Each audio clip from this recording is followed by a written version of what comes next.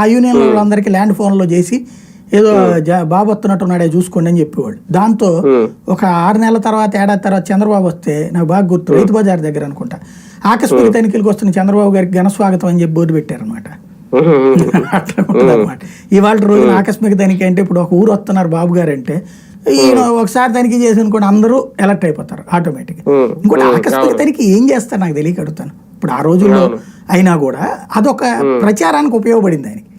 ఇప్పుడు ఓ స్కూల్కి వచ్చేసి నీ స్కూల్ అంతా మట్టి మట్టిగా ఉందంటే ఆ స్కూల్ హెడ్ మాస్టర్ చెప్పేవాడు తోడడానికి మనిషిని ఇవ్వలేదు సార్ అని చెప్పేవాడు.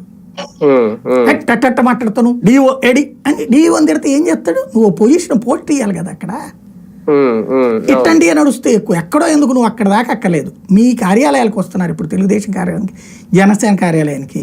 నేను కనుక్కున్న 70-80% ల్యాండ్ గొడవలు వస్తున్నాయి, లేదా అక్రమ సంబంధాల గొడవలు వస్తున్నాయి, ఆస్తుల గొడవలు వస్తున్నాయి. ఎన్ని పరిష్కరించారు మీరు? ఏం పరిష్కరిస్తారు మీరు?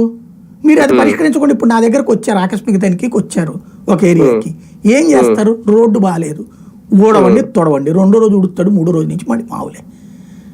ఆకస్మిక తనిఖీ అనేదానికి ఒక అర్థం ఉండాలి.